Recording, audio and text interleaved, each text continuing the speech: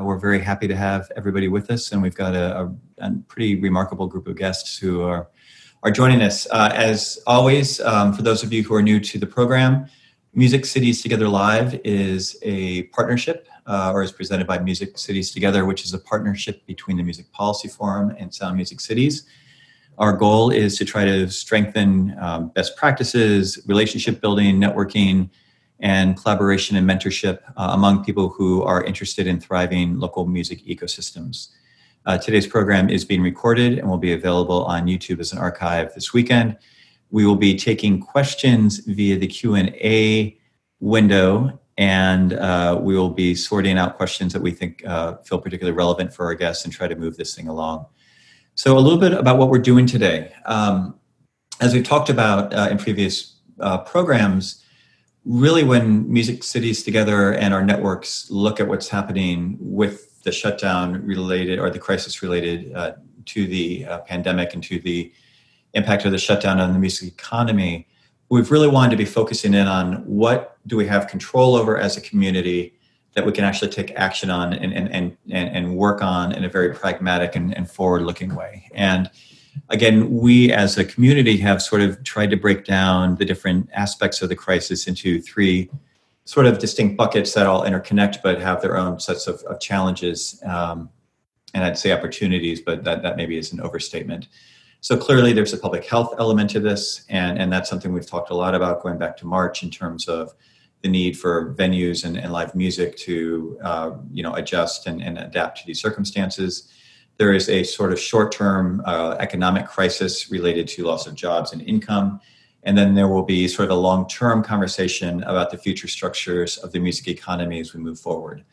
And again, with that as an understanding, today we're going to be spending most of the program talking about an initiative that we've been working on for about a month that we launched formally yesterday called Reopen Every Venue Safely, or REVS, which is a collaborative partnership with pilot cities in the United States, looking at what is it going to take on a very pragmatic level to get our music venues open as quickly and safely as possible, and how do we talk to audiences and music workers about what is happening at those venues.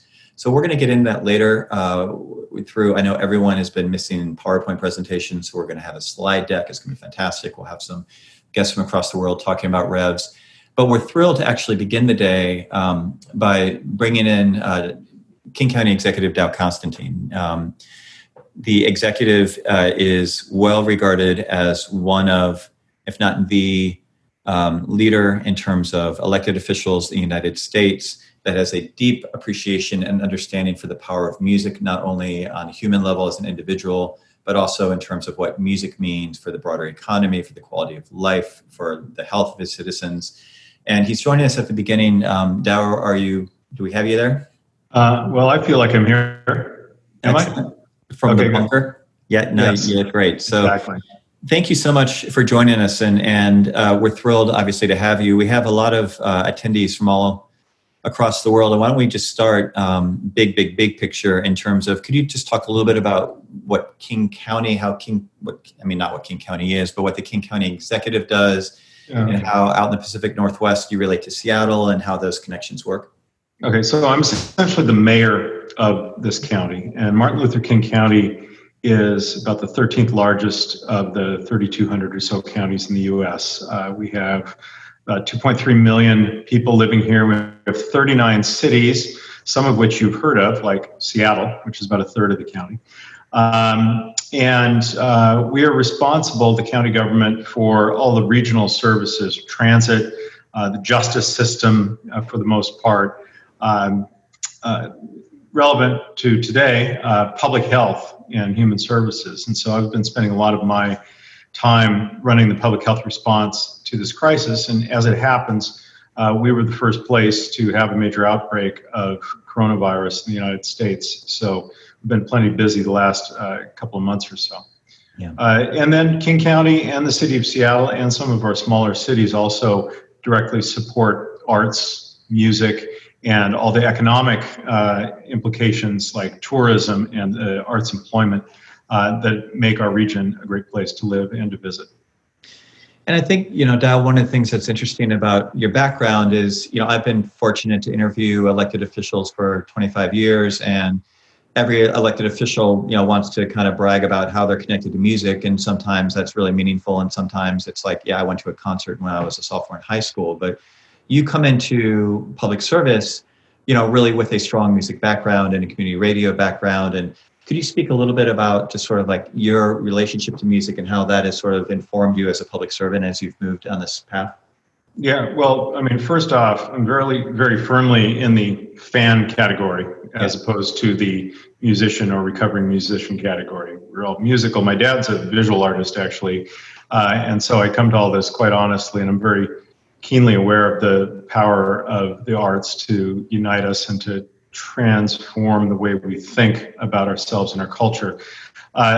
With regard to music, though, I mean, I was always a big music fan, and then I got to college back kind of in the punk rock day, and in the heyday of college radio, and wandered down and volunteered at University of Washington's college radio station, which was called KCMU, which has become KEXP, pretty well-known global station, and there I got to spin records for several years and help promote shows and be really immersed in it. It was the central experience of my college years for sure. Also met my wife there, who was the music director, worked at CBS Sony, and was infinitely cooler than I was. And bizarrely, she said yes. So we now have a young daughter who's being brought up on music. And it has been throughout our 40 almost years together, central to our lives, and being so fortunate to live in a community that's had such a vibrant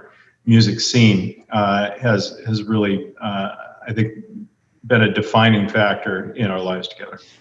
And I think that's so interesting because a lot of the kind of complications of this year for Music Cities Together and our partners and allies is that we've recognized that many of our communities are already in a very complicated situation before the crisis, in terms of the sustainability of our cultural institutions and in terms of the ability for artists to make a living and live in urban centers. And this all is work that I know that you've engaged with for a long time. And obviously, Ray and Kate Becker on your team has been a big part of that. Could you speak a little bit about, things that you already were thinking about, kind of had in the hopper last year that you're looking to kind of implement as you moved into this, before we speak about what you're doing immediately now with the crisis?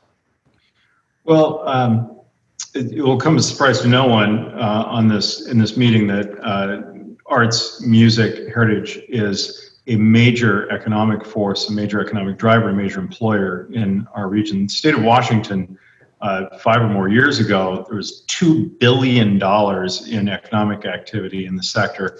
And we had something nearly $1 billion in payroll off of that activity, some 30,000 jobs. And I would hasten to add $87 million in taxes. I have watched personally the way in which the music scene here has risen and fallen with some of the broader social conditions. One of the biggest challenges we've had in recent years is the runaway real estate market and the way in which musicians, artists, performance spaces, galleries, venues have been driven out by gentrification. And one of the things that it takes to have a vibrant scene is space for people to create and to offer their art to others. And that was being squeezed out of our region. So Kate and I have been busy trying to construct ways that we, from the county government perspective, can help combat that, can provide some stability and longevity for venues and also artist housing and creative space.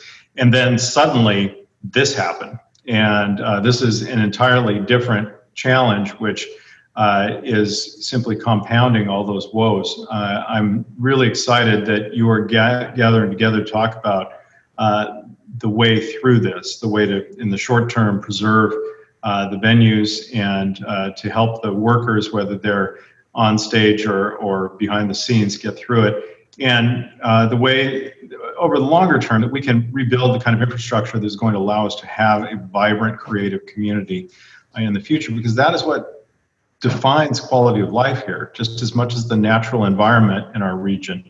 The arts, heritage, culture make this a worthwhile place to live, and bring all those smart people from around the world who, ironically, are causing that run up in real estate values. Right. No, and I think that's so important, and that's why, again, when Music Policy Forum co-founder Ashley Keaton wanted to put together a delegation of elected officials and city staff from New Orleans, Seattle is where she took them, to get an understanding of, how does Seattle and King County think about ecosystems and think about interconnectedness, think about how do you try to row together, with the understanding, of course, that the structures of the music community, that were in place in January and February this year were really not sustainable or not at the level they need to be. Okay. And so it's, I think one of the challenges we all face is sort of, recognizing and, kind of lifting up models that were as good as they could have been or working as well as they could have been, while also knowing that we need to do better before the shutdown. And then, of course, we get the shutdown. And a couple, questions about that. One piece, and again, we've had the enormous benefit of Kate Becker and her leadership, for our entire community. But one thing Kate has talked about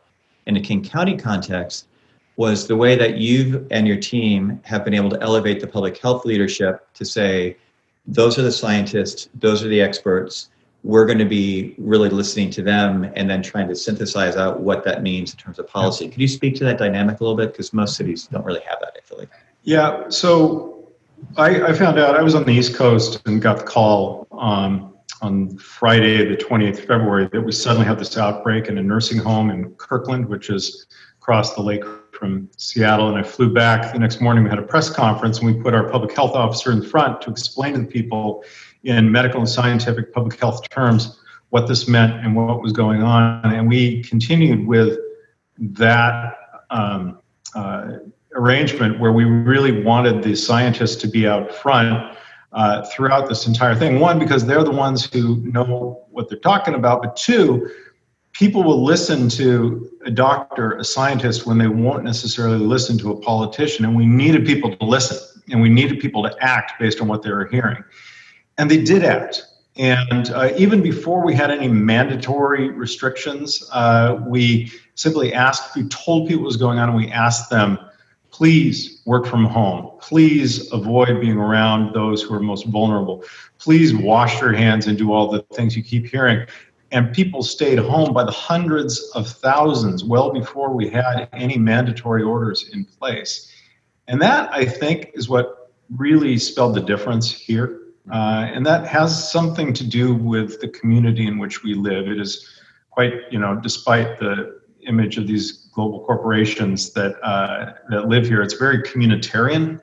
Mm-hmm. And there are a lot of smart, thoughtful people who took this seriously and acted on it. And so we drove down that curve quite early. Now, of course, along with the rest of the world, the battle is to figure out how we can get out of duck and cover mode and into doing something else, but doing it safely. And obviously this conversation is but one part of all of that. But we continue to lead with science, and that is going to be our salvation. And I think that's what this nation and this world needs to do as well. That's awesome. And I want to turn quickly to one last topic. One of the obviously, one of the hugest challenges facing the independent music community is the sustainability of our local grassroots independent venues.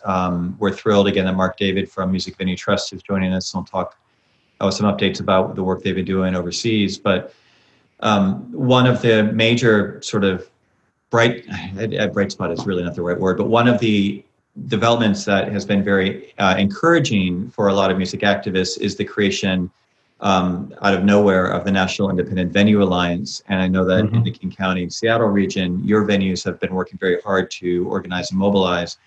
And I know that you are one of, maybe the only county, I'm not sure if there's another, that is actively in the process of trying to put money, direct county money, resources into supporting local venues.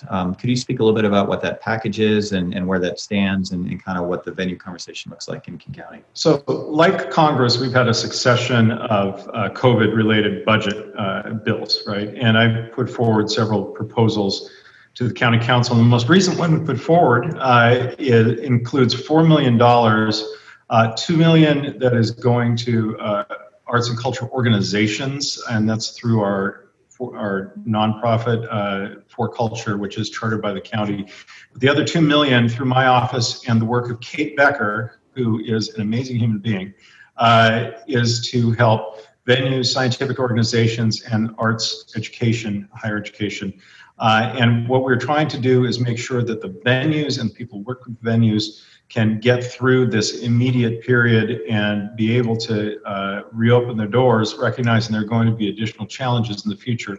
The $2 million we've put in is a down payment. The $2 million is going to be matched with private and philanthropic money. The $2 million is going to give us the model we can use to build with other public money.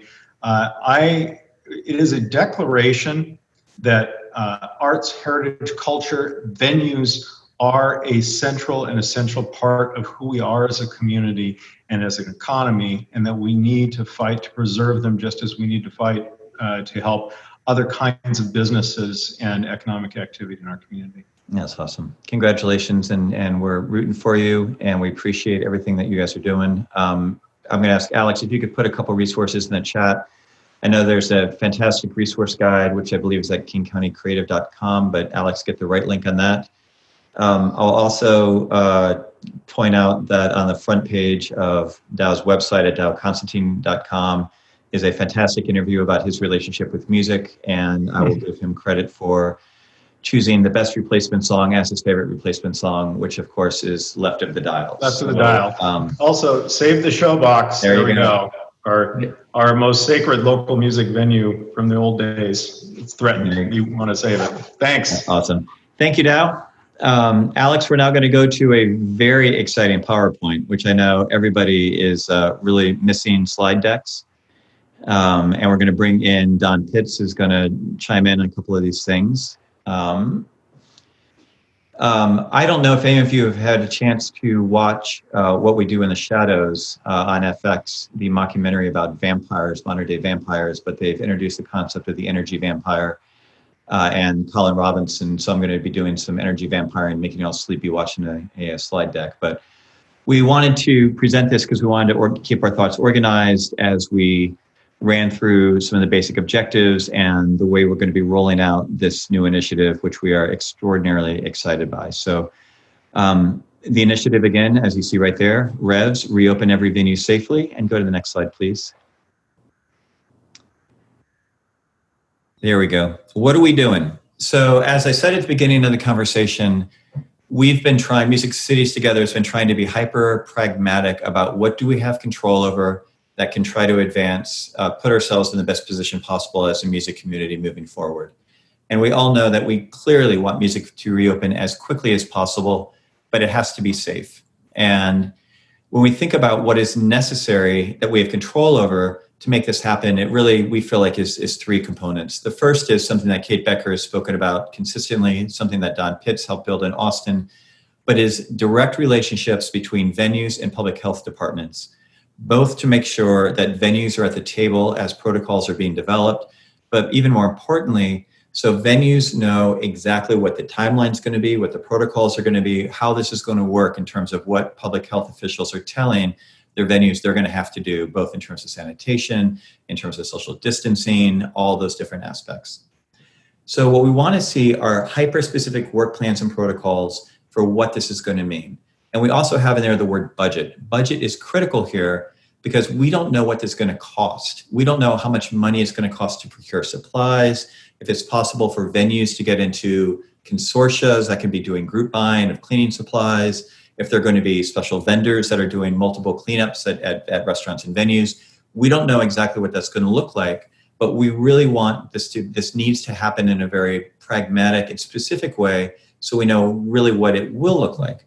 And then the third piece, which again, we just think is incredibly important, is we have to have very intentional and proactive communications with audiences and music workers so they know what the deal is. They know what is being done to make sure that these venues are safe.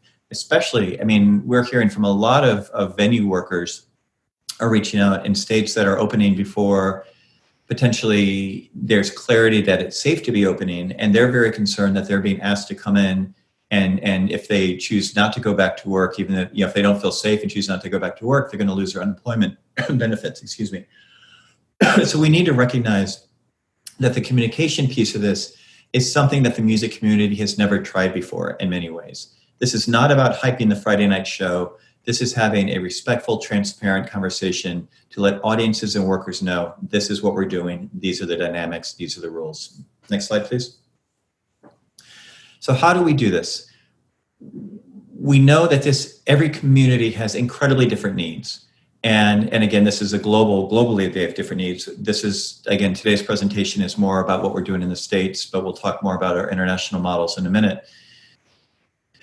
Regional, state, local decision-making on timing and protocols is different everywhere. And it's going to be very different depending on what the relationship is between venues and your local officials, what the relationship is, frankly, between your local government and the state government, what's happening with the feds, which seems to be changing fairly rapidly, day by day, what kind of resources we have in terms of public dollars or philanthropic dollars. And then again, does a city or community, how do they prioritize music? How do they think about it? Is it something that's important for their tourism economy? Is it something that's important for the quality of life? Do they have an elected official like Dow who really cares about this stuff? So every community is different, and we can't, it's not that helpful to be doing a lot of platitudes about, yay, let's reopen. It's no, literally, how are we going to reopen? So the way we're organizing this is through a series of pilots. And these pilots were either volunteered or we reached out to them for a variety of reasons. There are 9 in the United States. They're listed there: Albuquerque, Austin, Chicago, Cleveland, King County, Seattle, LA, Louisville, New Orleans, and Portland. And the way this is going to work, basically, why don't you go to the next slide, please, Alex, is that each of these pilot working groups is going to be led by a different sector or someone with a different role in the music ecosystem. So many of our pilots are going to be led by public officials that work for government. Several of our pilots are going to be worked by the local arts agency or arts council. 1 or 2 are going to be led by venues. 1 or 2 are going to be led by music activists or music advocates who work in the nonprofit sector. The idea is each of the pilots have committed to curating and organizing a local working group that on a local level is basically going to try to build that list and that plan and build those relationships about what does this mean, how are we going to do it. They're going to meet then as a national cohort to basically say, how are you doing? What's happening in Austin? What's happening in Cleveland? Oh, that's interesting. Albuquerque, like that idea. New Orleans, I don't like that idea. I'm joking. New Orleans' ideas are going to be the best ideas, we promise. And they're going to develop these local work plans that they're sharing as a cohort to basically say, where are we getting stuck? Where are we making progress? How does this work? Our goal is we're going to publish these results publicly in, we think, mid-August. And again, that's like a moving target. It's kind of just what our gut tells us mid-August will be about right. But the idea is we want to take this pilot work public so then every community can then take a look at this and say, oh, that's interesting. Look what Austin's doing. Look what Cleveland's doing. And they can pick and choose from these work plans and these protocols to develop their own local version if they're so inclined. And again, hopefully, if this works correctly, our pilots are going to be able to share their experiences, their challenges, what's worked, what hasn't worked with other communities, sort of as an ongoing resource. Next slide, please, Alex. Thank you. We are bracketing this with 2 international cohorts, which is really important. And again, for those of you who follow our work at Music Policy Forum, you know a lot of what we do is we try to bring international thinking into the States to figure out how we can take some thought leadership and strategies and put it into a US context.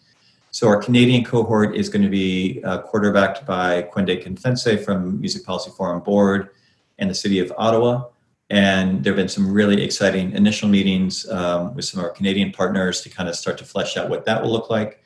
And then the UK strategy is going to be driven by Music Venue Trust, and Mark David is joining us. We'll talk a little bit about what they're doing in a few minutes. So that's a lot. Questions? We have our website, which is again at musiccitiestegether.org/revs, that has more details, information, and most importantly, it has a sign-up form. So if you want to be on our general, just keep us up to date on REVS email list, that's going to be the best way to do it. We have a national, well, I guess Kwende's Canadian, but we have a leadership team that has been building out this project, and you're going to hear from a lot of those folks later today, but chase us down, ask us questions, let us know how you want to interact and how we can support each other. So that's the model. Now we're going to spend the rest of the day, next half hour, kind of talking about this in more practicality, but I want to frame it big picture. Don, could you just jump in with a thought or two about, as we design this? Obviously, this is not our doing. This is not yours and my doing. This is the result of dozens and dozens and dozens of conversations with people all across the world to kind of think about how to put some shape to this. Are there a couple things that you want to just call out before we continue the conversation? Well, I think that calling out that I've had a couple of questions from some of the cities about the timeline. Mm-hmm. Is August realistic?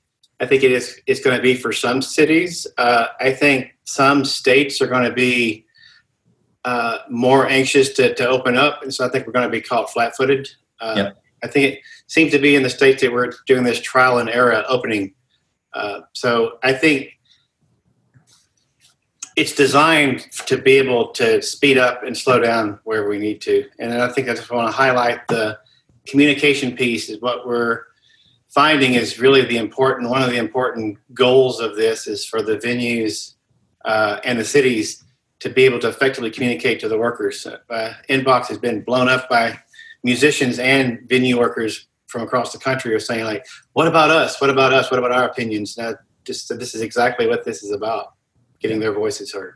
Thank you, Don. And I know, Dow, we're going to lose you in a minute. And Kate, if you could unmute and join us for just a minute. Again, we want to give you all so much respect and admiration and appreciation because, again, the most important, we think, takeaway from this thing is that your venues need to know your public health people. And that is the message, Kate, that you have been driving home from the get-go, and just really appreciate you all kind of getting that light bulb going on, because I don't know that was intuitive for most music people that we tend to talk to and work with.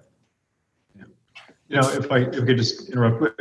At the outset, we spent a lot of time with venue owners as well as people running other places where folks gather, trying to figure out how they could safely continue to operate. And as we learned more about the virus, it became more and more difficult to figure out how that could happen. Now we've had the benefit of time, and I'm really excited that the industry, the venues, the artists themselves are joining together to think about what can work. And yes, that's exactly right. We need to marry that together with public health officials, and they will arrive at whatever the set of protocols is that seems viable, and it is going to be a real challenge for all of us. We've got to do it, and that's true in this arena, so to speak, in professional sports, in higher education.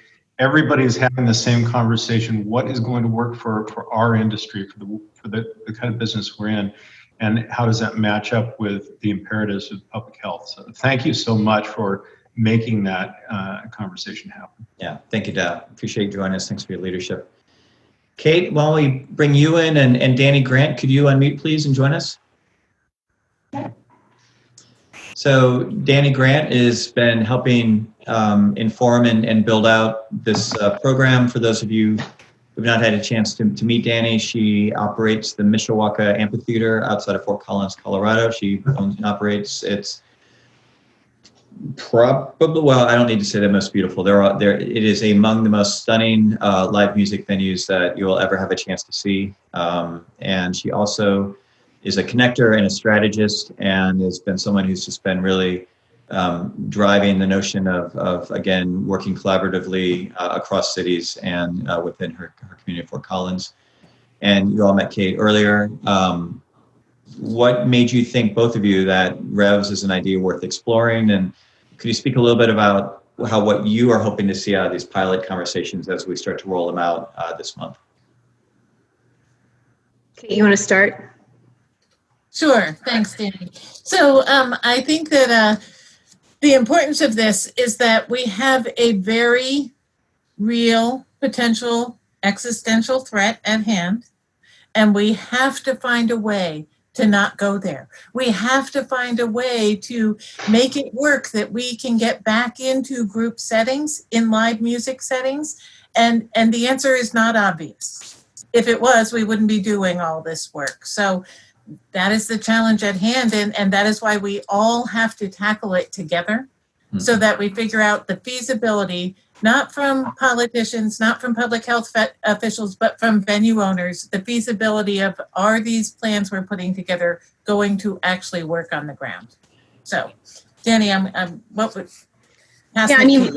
from a venue perspective, it's very concerning to me to have maybe a list of rules and regulations handed down from the municipalities without them having a full understanding of how our venues operate and what we're capable of doing and what the costs are associated with that. So when, currently I'm inundated with many, many lists from great organizations of how to do this. Here's tactical strategies on how to get your venue open and all of that. But what I'm really looking forward to are these templates and these tried and true plans that are put in place that I can carry on to my municipalities and say, hey, look at what Austin's doing. I know you admire this city as a music city. I know you look to them as role models in terms of what we do here in Fort Collins and in Denver and Colorado at large.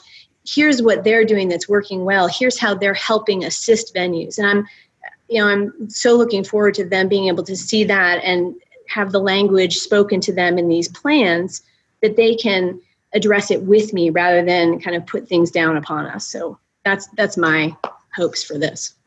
So we have a great question from City Council person in Minneapolis, Steve Fletcher, and Steve asks, how much should the response vary by genre? So talking to venues and promoters, it seems that punk and hip hop audiences that tend to rush toward the stage during shows are harder to open with social distancing, but jazz and folk that tend to sit during shows may be more viable to open at a reduced capacity. And of course, that's a conversation. Steve notes that public health departments are maybe less equipped to drive. And I think that really gets at the heart of what these pilots are intended to do. I don't know, Kate or Dan, do you want to speak to that? Or Don, do you want to speak to that? I've got a take, but I'd love for you to go first. Yeah, we're a venue that has multiple genres playing, at our place. So one given night we could have an older crowd that's going to, sit on a lawn chair, and another night we could have kids cramming up at the front.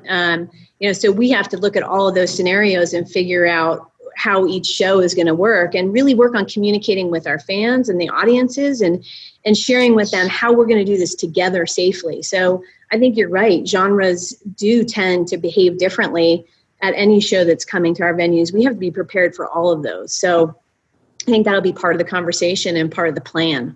Yeah. And I think that... Yeah, go ahead, Michael. Yeah, I was just going to say, that really gets to this emphasis on communications and understanding that in each of our communities, we need to really think about how do we talk to our audience? How do we identify who our audiences are? And what does that, again, really honest, transparent conversation look like? I was talking to the absolutely brilliant Kristen Grimm yesterday about this, just about how do we think about this and message this. And Kristen, had this amazing framework that this is really about, communicating around respect and responsibility and showing our audiences that we respect them because we really want them to know what the situation is and what the deal is and how this is going to work. But we also have a mutual responsibility that if we're going to reopen live music as quickly and safely as possible, it's going to be a little weird for a while. And again, we don't know what that's going to look like yet. But what we do know is that we can get that conversation together. So thank you for that question, Steve. And and thanks, Dani and Kate, we'll bring you back in as later in the show. But I want to bring Mark David in with Music Venue Trust. Most of the folks participating here know Mark and admire Mark. And they've really been driving the conversation and organizing around grassroots music venues out of the UK for several years and been a real inspiration to all of us. I think I forgot to give a shout out to NIVA earlier today. I'm so tired of talking and forgetting what I talk about, but in the States, most of you know that we've been thrilled by the emergence of the National Independent Venue Association that is working as a over 1,000 venue strong trade association to advocate on behalf of venues and trying to get money from Capitol Hill and trying to really do a lot of the coordinating and a lot of the sort of grassroots advocacy work. And they're just crushing it. We're so happy for them. And we're excited that we think REVS is really going to sit in nicely what they're doing at a kind of a broader national level. But, Mark, I think a lot of the work you've done at MVT has sort of set the stage for what's happening in other states. And we could not be happier that you're going to do the REVS, kick over the REVS UK piece of this. Could you give us a little update on what you're thinking? First of all, just to say that the REVS program is incredibly inspiring, and thank you everybody for Music Cities Together for basically bringing it to us quite early.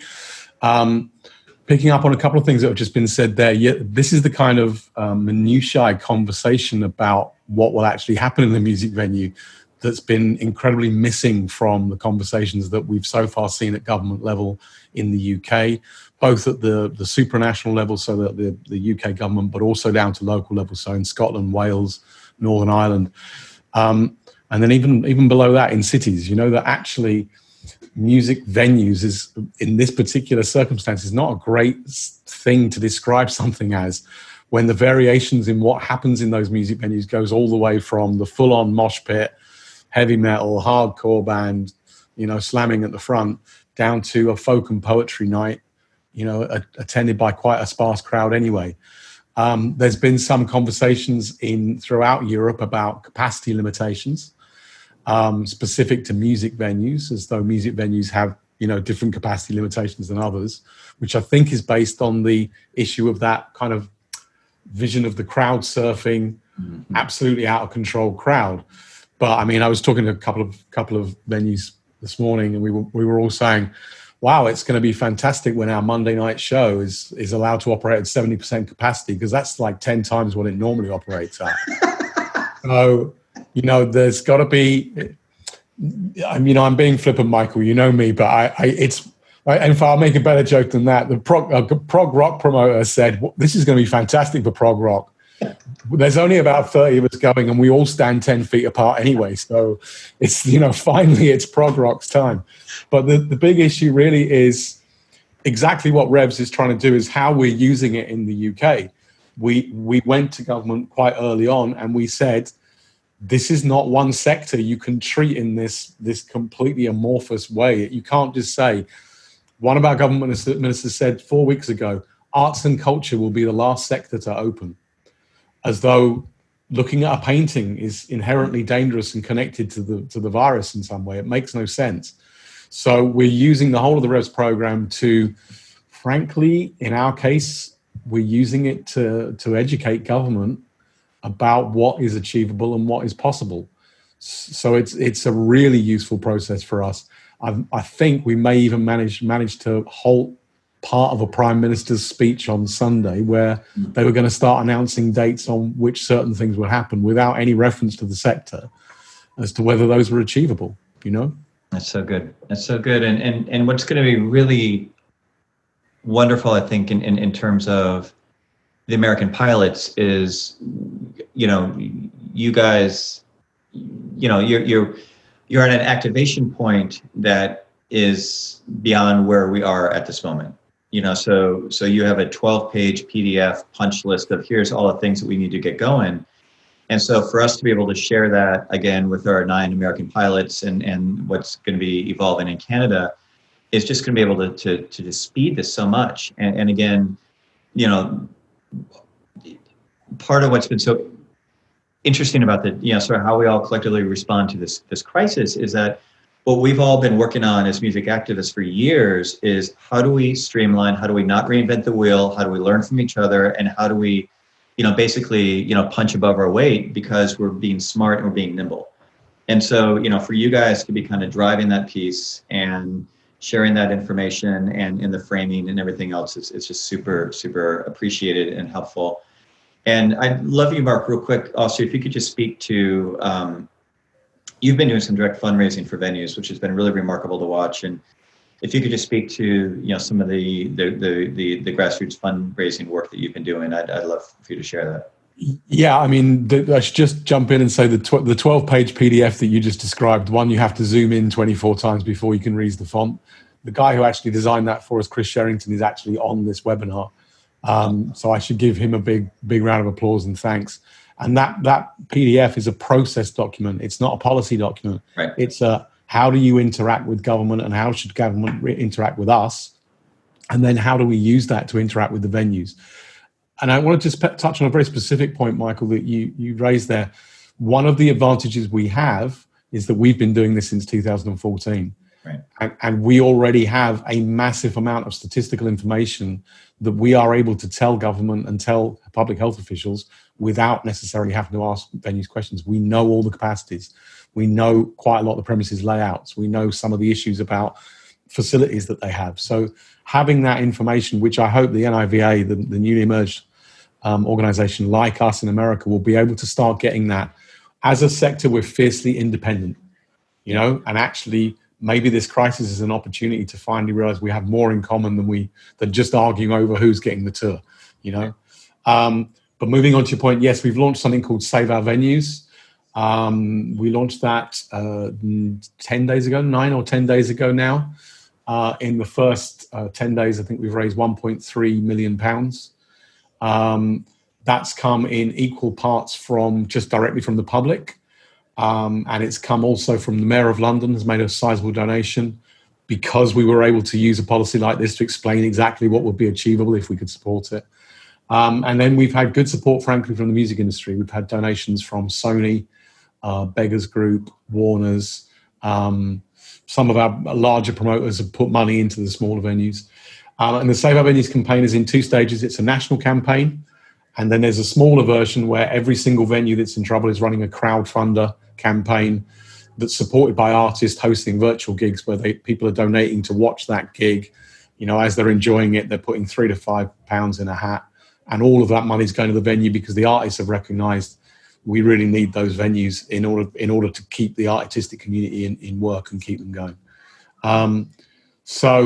It's a hell of a lot of work, but I want to repeat again, this is such an important initiative, and it's really important to have international relationships with it.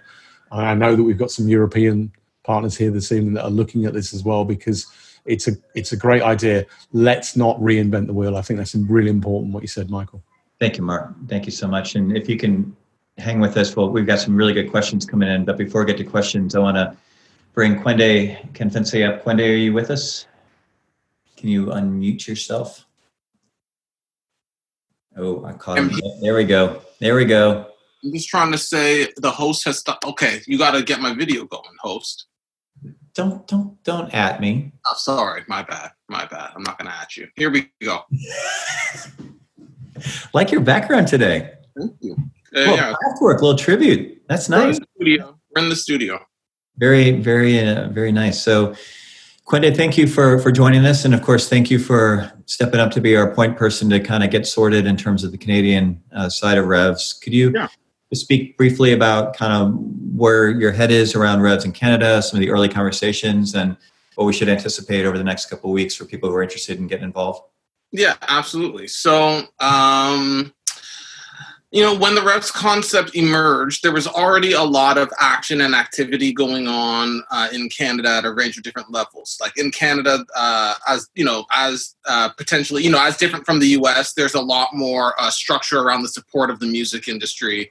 There are government organizations, there are not-for-profit organizations that exist to partner with the federal government to support music, provincial government or state government, as it were, to support music, and then even at the local level as well. So, a lot of the support was going specifically to artists and to creators, as it should. But there was a real gap in the infrastructure around venues and the financial infrastructure. There was just another $500 million that was announced today. And every organization that doesn't already have a relationship with one of these funders is sort of in group 2. Mm-hmm. And we're going to see what will happen with that. And that includes a lot of the venues in Canada. And so the REVS concept, really spoke to our situation, despite the fact that we do have sort of like a different system. And so at the same time, we also have municipal music officers who are working in different municipalities across the country, doing work, supporting music industries within the municipality, sometimes situated in culture, sometimes in economic development. But we have a network. We communicate on a regular basis about the things that we're working on. And so when I spoke to them about the concept for REVS, it resonated with them as well in terms of developing a knowledge sharing network. Where we could get a sense of what's going on at different cities that are operating at different scales, what kinds of things are working at the various scales, and then also, what is the policy environment as it relates to public health? Because much like in other places, the provinces are really determining their own rules. Right. There is federal guidance, but provinces are doing different things, and so it's just a sense of understanding what's really working. And as Michael, I'm sure, mentioned, it's also about building that relationship with public health at the municipal level. The idea that we all work within the municipality and can actually leverage, those relationships towards connecting the music industry and just building that is that would be a win. But I think also there's the opportunity to really share a lot of knowledge across the country and then pool that insight up into sort of like a broader conversation that's going on between the U.S. And the UK as well. So we have London involved, not the same London as Mark, but London, Ontario is in, and then also the city of Ottawa, our capital, is interested. I was just on a call with some of our provincial music associations because, as I said, there's lots of structures, and so a part of this is sort of floating the idea through all these various structures. We have federal structures, we have provincial structures, municipal structures that all deal with the music industry. But the provincial music industry associations are all really excited about the idea. And I think we're going to be able to work with them to, connect with municipalities in a much broader way in terms of the middle of the country and really get a really strong sense broadly of what's going on. Yeah, no, that's awesome. I know you have nothing on your plate, so thank you for taking on Canada for us. No big deal. No, but I do know that, we have just, really benefited so much. The American Partners in Music Policy Forum have benefited so much from getting to establish relationships with you and all the other city leaders. And it's really just been so interesting for us to get a sense of what's happening in Canada and how you think about, again, helping support putting those pieces together from a city level.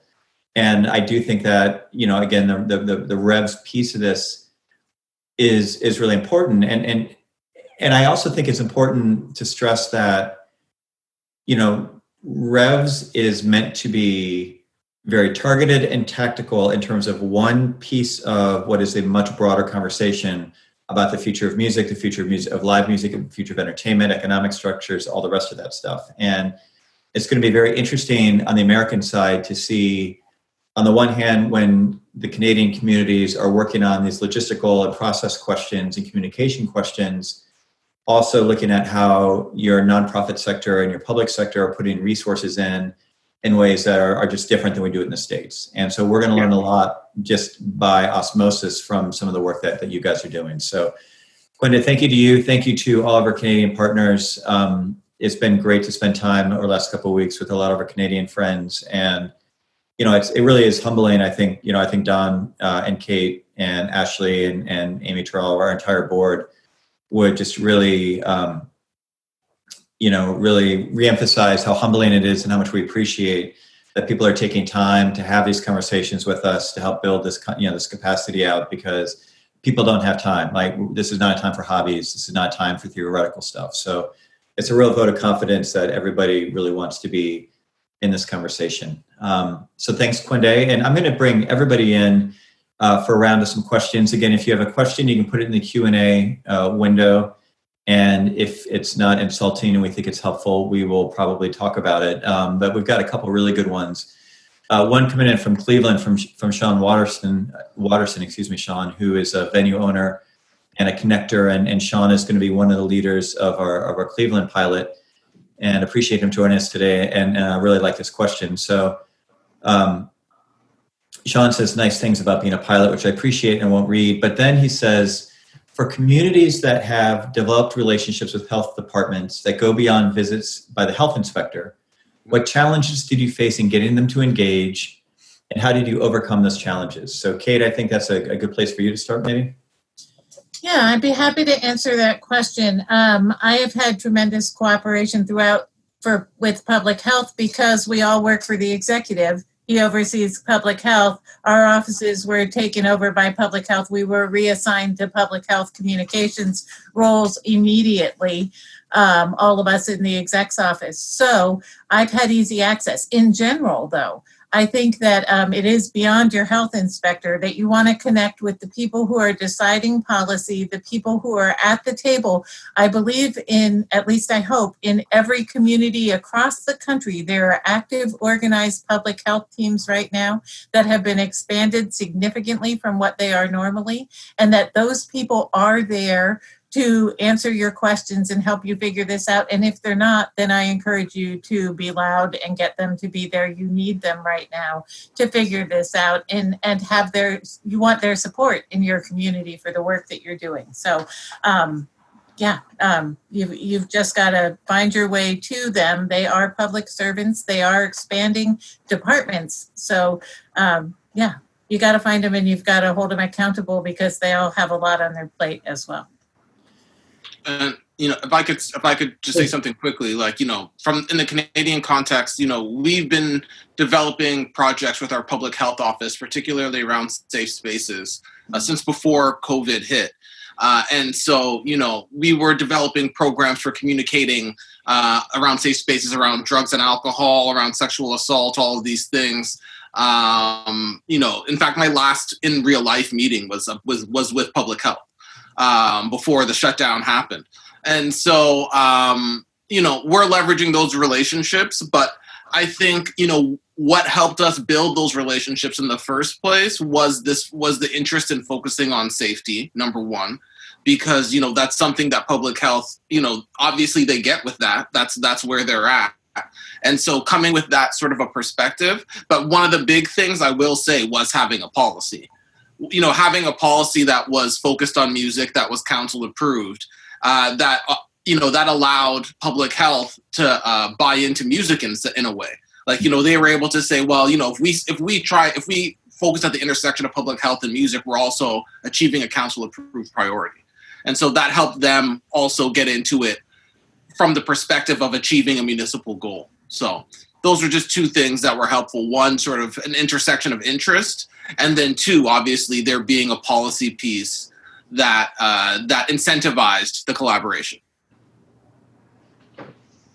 We've got a couple of great questions from Jocelyn Kane. Jocelyn, it's great to see you virtually. Thank you for joining us. And Mississauga, Jocelyn? Jocelyn Kane, San Francisco? Oh, San Francisco. I thought you said Canadian Jocelyn. Sorry. No, I think I got the right Jocelyn. Jocelyn, anyway, has two good questions. One is more of a flag, which I think is a point well taken, that, really the REVS conversation likely is not going to be a genre conversation. It's going to be more about seated versus standing, theater versus auditorium. Again, our pilot communities are going to be navigating that according to their own discussions and what's happening there culturally. But I think that's a really smart flag. She also asks, have we started the conversation about the role of security and what does enforcement look like? And I don't know, Mark, is that something that you all started to think about in the UK about how are we going to enforce these social distancing rules, et cetera?